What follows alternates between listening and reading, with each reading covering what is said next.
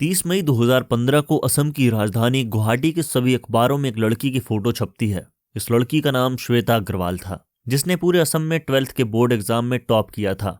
इस बात को लेकर इसके घर वाले भी बहुत खुश थे।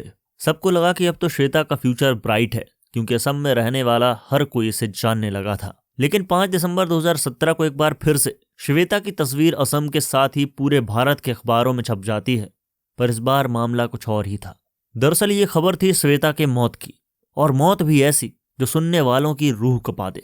दोस्तों, आज की कहानी एक ऐसी लड़की की है जिस पर पहले तो चाकुओं से हमला किया गया, और जब लगा कि वो मर चुकी है तो उसे जला दिया गया। लेकिन उस वक्त वो मरी नहीं, बल्कि आधी जिंदा थी। इस कहानी की सबसे खौफनाक बात तो यह है कि श्वेता को जिंदा जलाने में कातिल का पूरा परिवार, यानी कि उसकी माँ और बहन भी शामिल थी। 12th के एग्जाम में टॉप करने के बाद श्वेता का सिर्फ एक ही सपना था कि वो आगे चलकर सीए बने। सबको ऐसा लग भी रहा था कि श्वेता अपने मकसद में कामयाब भी हो जाएगी, क्योंकि वो पढ़ाई में काफी अच्छी थी। बोर्ड में टॉप करने के बाद श्वेता ने गुवाहाटी के केसी दास कॉमर्स कॉलेज में एडमिशन ले लिया। श्वेता वहां पर बीकॉम कर रही थी, साथ ही पास के एक इंस्टीट्यूट में सीए की तैयारी भी कर रही थी। इसी इंस्टीट्यूट में एक लड़का भी पढ़ता था, उसका नाम गोविंद सिंघल था। ये दोनों एक दूसरे को जानते थे और काफी बातें भी करते थे। गोविंद श्वेता को मन ही मन चाहने लगा था। वहीं श्वेता के दिल में गोविंद को लेकर ऐसी कोई भी बात नहीं थी, वो बस उसे अपना आम सा दोस्त ही मानती थी, क्योंकि दोनों की सोच में और पढ़ाई लिखाई में बहुत ज्यादा फर्क था। श्वेता पढ़ाई में बहुत अच्छी थी, वहीं गोविंद एक एवरेज स्टूडेंट था। यहां तक तो सब कुछ ठीक ठाक चल रहा था। लेकिन 4 दिसंबर 2017 को श्वेता का 5th सेमेस्टर का एग्जाम था। एग्जाम देने के लिए वो घर से सुबह 8 बजे निकलती है। एग्जाम देकर उसे 1 बजे तक घर आना था, क्योंकि 9 से 12 तक एग्जाम था। लेकिन दिन के करीब 3 बज जाते हैं और श्वेता घर नहीं आती। इस बात को लेकर उसके माँ बाप को फिक्र होने लगती है, और वो श्वेता को फोन करते हैं, पर श्वेता फोन नहीं उठाती। उसके कुछ ही देर बाद करीब 3:30 बजे श्वेता का फोन भी स्विच ऑफ हो जाता है, जिसे लेकर घर वाले और भी ज्यादा घबराने लगते हैं। इन सब में कुछ घंटे बीत जाते हैं। तभी 5 और 5:30 बजे के बीच 2 कॉल आती हैं। एक श्वेता के पिता को और दूसरा श्वेता के चाचा को। फोन करने वाला कोई अनजान शख्स था। फोन करने वाला कहता है कि श्वेता के जलने की वजह से उसकी मौत हो चुकी है और उसकी लाश एक घर में पड़ी है। वो अनजान शख्स उस घर का एड्रेस भी बताता है। ये खबर सुनते ही घर वालों के पैरों तले जमीन खिसक जाती है। दोनों पागलों की तरह भागते हैं और उस पते पर पहुंचते हैं जो उस शख्स ने फोन पर दिया था। ये घर किसी और का नहीं, बल्कि श्वेता के दोस्त गोविंद का था, जिसके साथ श्वेता पढ़ती थी। जैसे ही ये लोग घर के अंदर घुसते हैं तो देखते हैं कि घर के अंदर गोविंद, उसकी माँ और उसकी बहन बैठी हैं। घर पहुंचते ही श्वेता के घर वाले चारों तरफ देखने लगते हैं। तभी उनकी नजर टॉयलेट में पड़ती है, जहां श्वेता की लाश जली हुई हालत में पड़ी थी। श्वेता के घर वाले गोविंद और उसके घर वालों से पूछते हैं कि ये सब क्या है और श्वेता की ऐसी हालत कैसे हो गई। तो गोविंद कहता है कि वो मेरे घर पर किसी काम से आई थी, और उसके बाद पता नहीं उसे क्या हो गया कि उसने टॉयलेट में जाकर अपने आप को मिट्टी का तेल डालकर आग लगा ली। इस बात की जानकारी पुलिस स्टेशन में दी जाती है। कुछ देर में पुलिस भी आ जाती है और श्वेता की लाश को पोस्टमार्टम के लिए भेज दिया जाता है। उसके बाद पुलिस की इन्वेस्टिगेशन शुरू होती है। पुलिस ने श्वेता के पूरे दिन के रूटीन को इन्वेस्टिगेट किया। इस दौरान कई सारे लोगों से श्वेता के बारे में पूछताछ भी की जाती है कि क्या किसी ने उसे गोविंद के घर में आते हुए देखा है। इन्वेस्टिगेशन में पुलिस को कुल मिलाकर 23 लोग मिलते हैं। इनमें से एक गवाह सैलून में काम करता था, जिसका नाम पंकज था। पंकज की दुकान गोविंद के घर के बिल्कुल पास थी। जब पुलिस पंकज से पूछती है तो पंकज कुछ अजीब सी चीज बताता है। पंकज पुलिस वालों को बताता है कि मैंने आज शाम गोविंद को देखा था। वो अपनी बाइक पर एक बोरी लेकर जा रहा था और उस बोरी में लाल रंग का कुछ टपक रहा था। पंकज ने आगे बताया कि मैंने गोविंद से पूछा कि तुम्हारी बाइक से लाल रंग का क्या टपक रहा है। इस पर गोविंद ने कहा कि बोरी में अगरबत्ती है।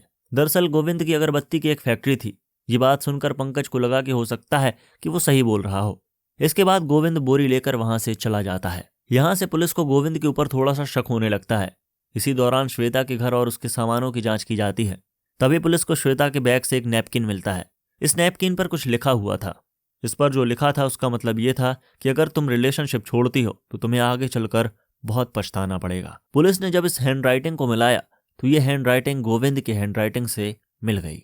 ये सब देखकर पुलिस को साफ हो गया कि गोविंद श्वेता को चाहता होगा और श्वेता गोविंद से दूर जाना चाहती थी।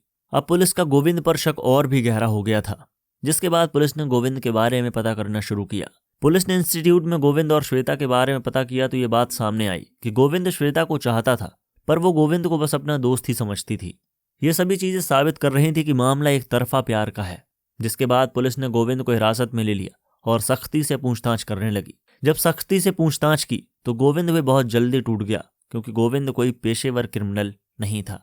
इसी दौरान श्वेता की पोस्टमार्टम की रिपोर्ट भी आ जाती है। इस रिपोर्ट में खुलासा हुआ कि सबसे पहले श्वेता के सर पर चोट लगी, फिर उसे चाकू से मारा गया।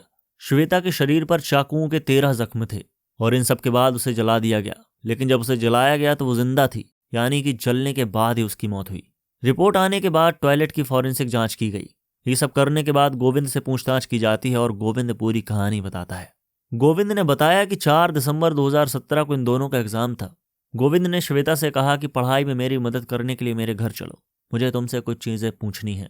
श्वेता पहले भी गोविंद के घर जाया करती थी। इस पर श्वेता भी राजी हो गई और ये दोनों घर पहुंच गए।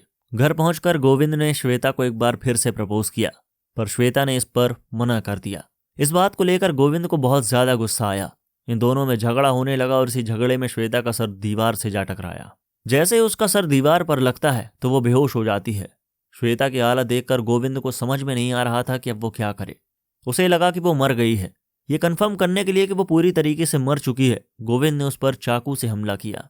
ये सब करते हुए गोविंद की माँ और उसकी बहन दोनों ही उसे देख रही थी।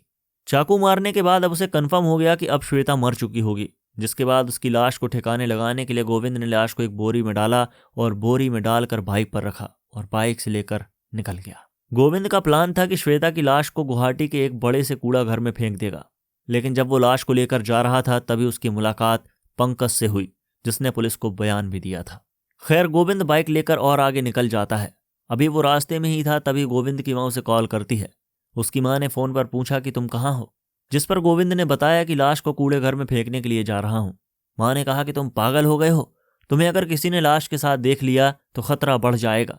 तुम एक काम करो, लाश को फटाफट घर लेकर आओ। अपनी माँ की बात सुनकर गोविंद आधे रास्ते से ही लाश को वापस लेकर आ जाता है। घर आने के बाद वो लाश को टॉयलेट में रखता है, मिट्टी का तेल लेकर आता है और उसके बाद गोविंद, उसकी माँ और बहन तीनों मिलकर श्वेता की लाश को जला देते हैं।